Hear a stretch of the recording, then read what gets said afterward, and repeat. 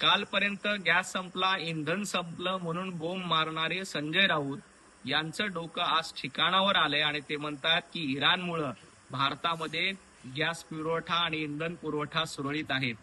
जेव्हा अफवा पसरवण्यावर गुन्हा दाखल होणार अशी धमकी दिली तेव्हा संजय राऊत यांचं डोकं ताळ्यावर आलंय आणि आज संजय राऊत सांगतायत की इंधन पुरवठा इराणमुळे सुखरूपपणे आणि सुरळीत होतोय. हे पंतप्रधान नरेंद्र मोदीजींच्या नेतृत्वामुळे शक्य झालंय. कारण पंतप्रधान नरेंद्र मोदीजी हे देशाचं समर्थपणे आणि सक्षमपणे नेतृत्व करतात आणि इतर देशावर संकट असताना भारतामध्ये गॅस पुरवठा आणि इंधन पुरवठा सुरळीत ठेवण्याचं काम पंतप्रधान नरेंद्र मोदींनी केलंय आणि आज संजय राऊत देखील त्याची कबुली देत आहेत. हे खूप चांगली गोष्ट आहे. पंतप्रधान नरेंद्र मोदीजींनी काय केलं हे 140 कोटी जनता बघते. त्यामुळेच त्यांना तिसऱ्यांदा निवडून दिलं. ऑपरेशन सिंदूर झालं, सर्जिकल स्ट्राईक झालं, तेव्हा तुम्ही याच सर्जिकल स्ट्राईक बद्दल, ऑपरेशन सिंदूर बद्दल प्रश्नचिन्ह उपस्थित करत होतात, पुरावे मागत होतात. तेव्हा तुमची भूमिका नेमकी काय होती हे देशाने बघितलंय. पंतप्रधान नरेंद्र मोदीजींच्या नेतृत्वात देश पुढे जातोय, देशाचा विकास होतोय आणि आपली जनता सुरक्षित आहे. युद्धाच्या काळात अनेक देश संकटात असताना, महागाई वाढलेली असताना, इंधन पुरवठा खंडित असताना भारतात मात्र सगळं काही सुरळीत आहे. हे पंतप्रधान नरेंद्र मोदीजींच्या सक्षम आणि समर्थ नेतृत्वामुळे. देवाभाऊंच्या नेतृत्वात टीम महाराष्ट्र देखील अतिशय सक्षमपणे काम करते.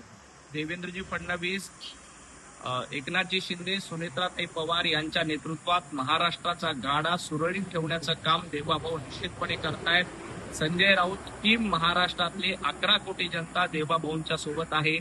आणि तुम्ही म्हणतायत की विरोधी पक्ष नेते निवडले गेले नाही. तुम्ही सातत्यानं पक्षविरोधी भूमिका घेतली आहे. त्यामुळे तुम्हाला विरोधी पक्ष नेत्याची गरज आहे का याचा विचार करा. जनतेनं तुम्हाला विरोधी पक्ष नेता निवडून यावा इथपर्यंत बहुमत दिलेलं नाही. एवढं संख्याबळ तुमच्याकडे नाही आणि तुम्ही सातत्यानं महाराष्ट्राच्या विरोधी भूमिका घेताना लोकांनी बघितलंय. या संकटाच्या काळात देवाभाऊंनी महाराष्ट्राचा गाडा सुरळीतपणे आणि सुरक्षितपणे पुढे नेतायत. आणि तुम्ही म्हणतायत की टीम महाराष्ट्र देवेंद्रजींनी स्थापन करावी. देवेंद्रजींची टीम महाराष्ट्र ठरलेली आहे.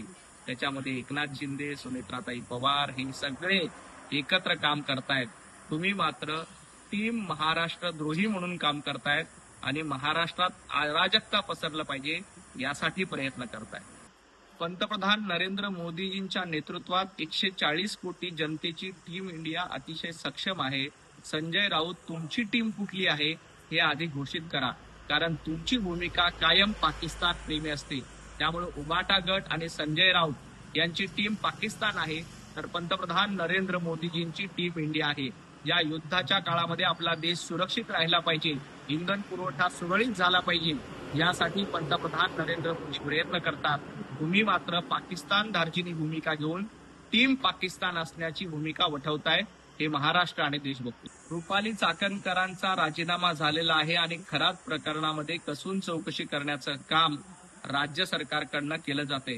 कुणालाही सोडलं जाणार नाही. राहिला प्रश्न खरातांचा वावर कुठे होता, तर जेव्हा महाविकास आघाडी सरकारनं शेतकऱ्यांचं पाणी काढून खरातच्या आश्रमाला दिलं, या भोंदूबाबाच्या आश्रमाला दिलं, तेव्हा खरातचा वावर मंत्रालयापर्यंत कुणी आणला होता? संजय राऊत, तुम्ही नाशिकचे संपर्क प्रमुख होता. तुमच्याच दबावापोटी खरातच्या आश्रमाला पाणी देण्यात आलं, ही माहिती आमच्याकडे आहे. आणि 40 आमदार खरातच्या आश्रमात जात होते.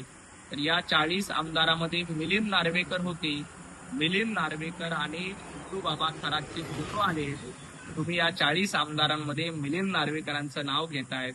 मिलिंद नार्वेकरांवर उद्धवजी ठाकरे आणि संजय राऊत नेमकी कुठली कारवाई करणार आहेत हे एकदा स्पष्ट करा. राज्यातील धार्मिक स्थळांना गॅस पुरवठा सुरळीत करण्यासाठी राज्य सरकार लवकरच प्रयत्न करते. कुठेही धार्मिक भेदभाव करणं हे महाराष्ट्र सरकारचं काम नाही. सर्वांना सोबत घेऊन सबका साथ, सबका विकास आणि सबका प्रयास याच मंत्रावर पंतप्रधान नरेंद्र मोदीजी काम करतात, देवाभाऊ काम करतायत. त्यामुळे विनाकारण जाती जातीत, धर्माधर्मात वाद लावण्याचं काम जनाब संजय राऊत यांनी करू नये.